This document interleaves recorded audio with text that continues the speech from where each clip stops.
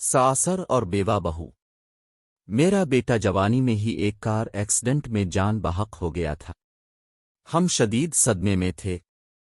इसकी मौत के कुछ ही अरसे के बाद मेरी बीवी यानी मेरे बेटे की मां सदमा बर्दाश्त न कर सकी। वो रास दुनिया से चली गई। अपने बेटे के पास मेरी बहू, जिसका नाम रेशमा था। जवान वो खूबसूरत जिंदा दिल लड़की थी, लेकिन अब बुझी बुझी रहने लगी थी। सेक्स के लिए बहुत ही खूबसूरत थी।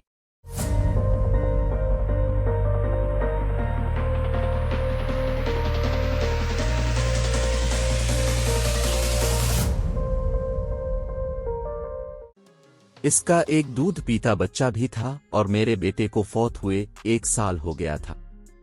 हमारे घर कई रिश्तेदार आते रहते थे, दिल लगा रहता था। इन दिनों इत्तेफाक से कोई नहीं आ रहा था। एक दिन मैंने देखा कि बहू छत पे साथ वाले जवान लड़के में दिलचस्पी ले रही है। मेरी गैरत गवाराना की, लेकिन मैं समझ गया कि अब इसने सेक्स हर सूरत करना है। इसकी मजबूरी है, लेकिन बच्चा छोटा है, इसलिए अभी शादी भी नाहे करना चाहती। मैं परेशान हो गया, क्या करूं। एक दिन क्या हुआ, मैं और मेरी बहू घर पर अकेले थे। रात के 12 बजे होंगे। मैं अपने कमरे से निकलकर नीचे वॉशरूम की तरफ जा रहा था। मेरे साथ वाला कमरा मेरी बहू का था।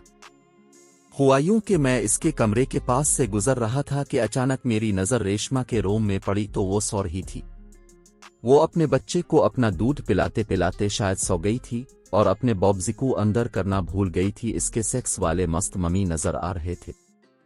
गोरे गोरे नहात खूबसूरत मुझे अपनी जवानी वाली बीवी की तरह नजर आने लगी, लेकिन वो मेरी बहू थी। मैं ना चाहते हुए भी इसको देख रहा था।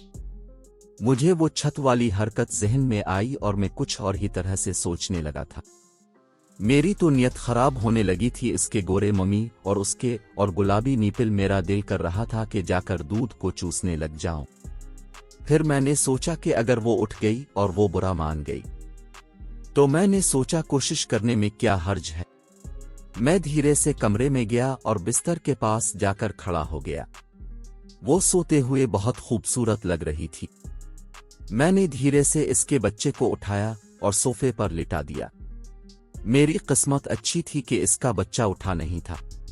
मैं बेड पर बैठा इसको सेक्स करने के लिए इसके साथ लेट गया।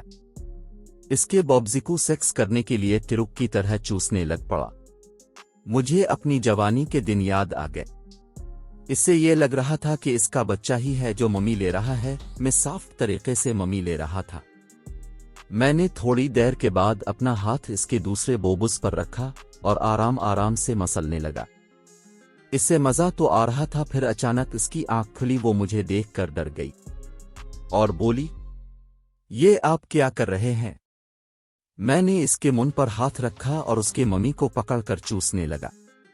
थोड़ी देर के बाद वो गर्म हो गई। फिर मैं इसके मम्मी को दबाने लगा।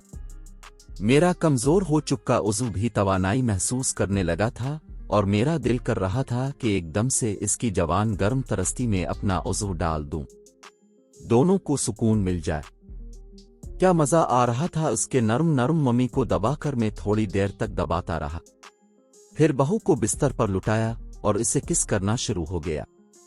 वो भी मुझे चूमने लगी और मैं 10-15 मिनट तक उसको चूमता रहा। फिर इसकी कमीज उतारी। क्या मम्मी थे जैसे कभी किसी ने इस्तेमाल ही नहीं किया था। मैं तो उसके खर बड़े मम्मी को पागलों की तरह सेक्स करता हुआ इसको चूसने लगा। वो गर्म हो चुकी थी। जब मैं इसके मम्मी को दबा रहा था तो उसकी आवाजें निकल रही थी और वो भी सेक्स करने की ख्वाहिशमंद हो चुकी थी। फिर मैं खड़ा हुआ, अपनी पैंट उतारी। वो उठकर नीचे झुकी। मैंने सेक्स करने के लिए उज़्व निकाला, इसके मुंह में डाल दिया। वो चूसने लगी। क्या मजा मिल रहा था। जब वो उज़्व को चूस रही थी तो मेरा उज़्व और भी तवाना होना शुरू हो गया था और फुल खड़ा हो चुका था। कई मिनट तक मुझे सेक्स करने के लिए उज़्व को चूसती रही। फिर इसकी ची का वक्त हो गया था और मुझे इसको चौथ के अलिफ सकी जवानी की प्यास को खत्म करना था। फिर वो बिस्तर पर सीधी लेट गई। मैंने इसकी शलवार उतारी, उज़्व इसके अंदर रखा और आराम से अंदर बाहर करने लगा। फिर एक जबरदस्त धक्के से अंदर डाल दिया। इसकी जोरदार चीख निकली। मैं अपनी गानड को जोर जोर से आगे पीछे करने लगा। उसकी चीखें निकलती रही। शायद इसने चौथ दोबारा से कनवारी की तरह हो गई थी। 1 साल से ची नहीं हुई थी। मैं इसे 1 घंटे तक चौदत्ता रहा, फिर उसके निकीले निपल्स वाले मम्मी को दबाने लगा। फिर सेक्स करने के दौरान उज़्व निकाला और उसे चिसवाने लगा।